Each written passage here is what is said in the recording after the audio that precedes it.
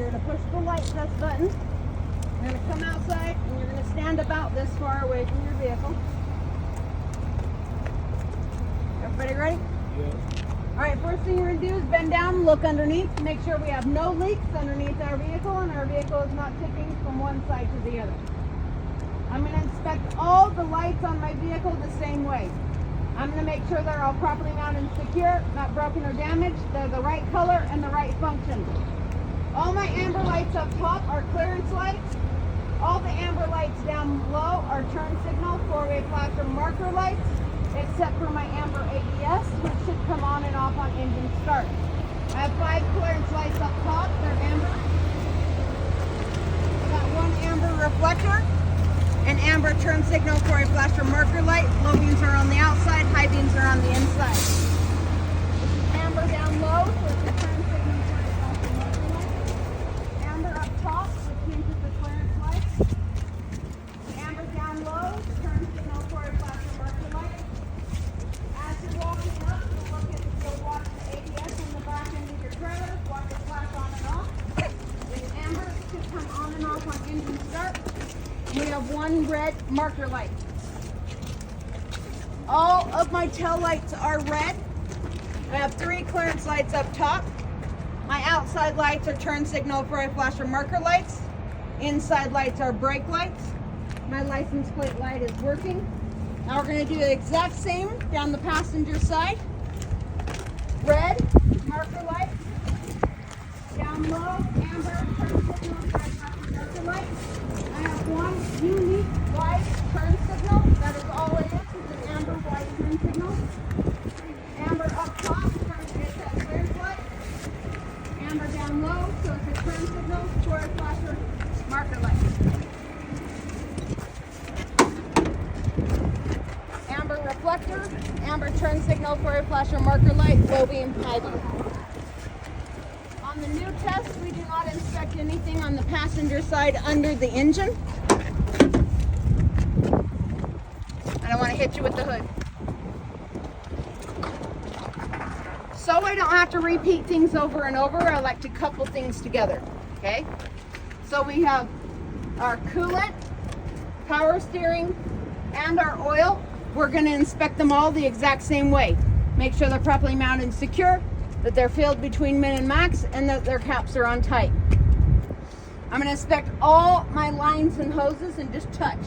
Every line and hose you got under here, my air lines and my brake line and hose. I'm going to make sure they're all properly mounted and secure.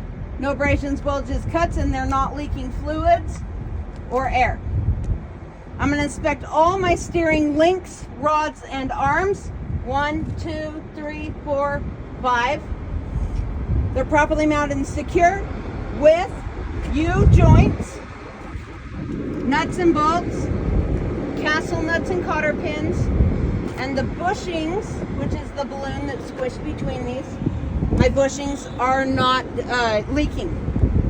All of my steering links, rods, and arms are not bent, cracked, damaged, and no broken or missing parts. My power steering gearbox, properly mounted, not leaking. All of my suspension. So I got spring mounts. A spring mount is anything that mounts the spring to the frame. I got a spring mount front and back. My leaf spring, my U-bolts, they're all properly mounted and secure, not bent, damaged, missing parts. My shock absorber should be properly mounted and not leaking. Now, if you mentioned your brake line and hose while you're talking about the other ones, you don't mention it again. If you forgot, my brake line and hose are properly mounted, no abrasions, bulges, cuts, not leaking.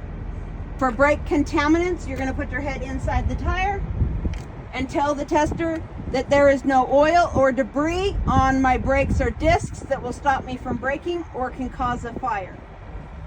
For your tire should be evenly worn, should be no less than 4/32 of an inch. So if you come really close and you look, there's a little tiny rubber bump down here in the very bottom of this groove. Okay? That's called a wear bar. Your tire should not be worn less than that. Okay? There's no abrasions, bulges, cuts. It's not leaking air. It should hold 100 psi or manufacturer specs, which I would check at the valve stem with the tire gauge. My rim is properly mounted and secure, not bent, damaged, no illegal welds. All 10 of my lug nuts properly mounted, tight and secure. No signs of silver threads, no rust trails, and no distorted bolt holes. For your traffic monitoring devices, those are your mirrors. I have 4 mirror brackets. They're properly mounted and secure with nuts and bolts, not broken, damaged, or missing. My batteries should be properly mounted in their box. Lid should be on tight. And I would check to make sure there's no damaged wires or signs of corrosion or acid on my battery. My DEF and my fuel tanks, I'm going to check them both exactly the same way. I'm going to make sure that their lids and caps are on tight. My DEF is mounted with 1 metal strap. My diesel tank is mounted with 2 metal and or rubber straps. There's no leaks underneath and they're not broken or damaged. If you want to see the straps for your fuel tank, we have metal and then rubber is between the metal strap and the tank, so metal's not rubbing on metal. Okay? All right. Then you would come inside in here. I have my airlines, my emergency airline, my service airline. They're properly mounted to my truck and touch where they mount to your truck and to my trailer. There's no abrasions, bulges, cuts. They're not leaking air. My glad hand seal should not be worn, damaged, or leaking. My electrical line is properly mounted to my truck and to my trailer with safety latches. It's not worn, torn, frayed, taped, or spliced. And none of my lines and hoses should be touching tractor or trailer parts. Okay? I have a truck frame and cross member. My trailer frame, cross members, and floorboard.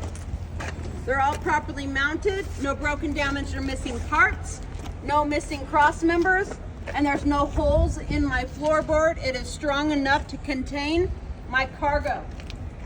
In my tandem slide rail frame, my tandem slide rail pins, locking pins, should be in the lock position, which means all the way out.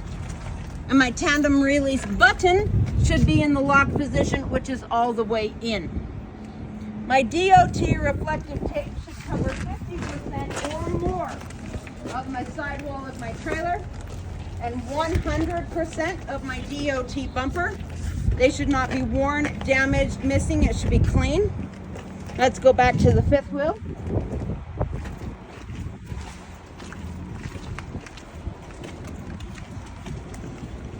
When I talk about my coupling system with my apron and 5th wheel, I like to talk about what the top, go from the top to the bottom and what touches the next thing. So I have my apron. The apron is the big metal plate that is attached to the trailer. Okay? My apron is not bent, cracked, damaged, no illegal welds. It sits tight on my 5th wheel skid plate. There is no gap and it is evenly greased.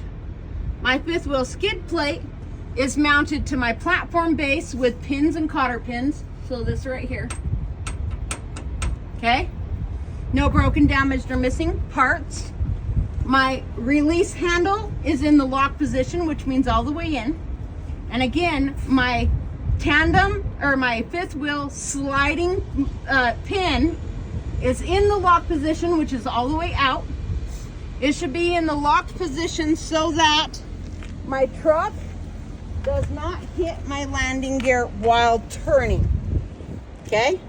If it is less than 3 feet and you move that pin too far, your tractor frame will hit your landing gear when you're turning. I would go up underneath and make sure that my lockjaw is around the shank of my kingpin. It's not bent, damaged, or missing. Then we're going to turn around and look at our landing gear. All of my landing gear metal frame, cross members, and parts are not bent, broke, damaged, or missing parts. My landing gear should be fully raised in the upright position. And my crank handle is not damaged, broken, and is in the stowed position. That is all. I got a question. What is an illegal weld? illegal weld in on your tires.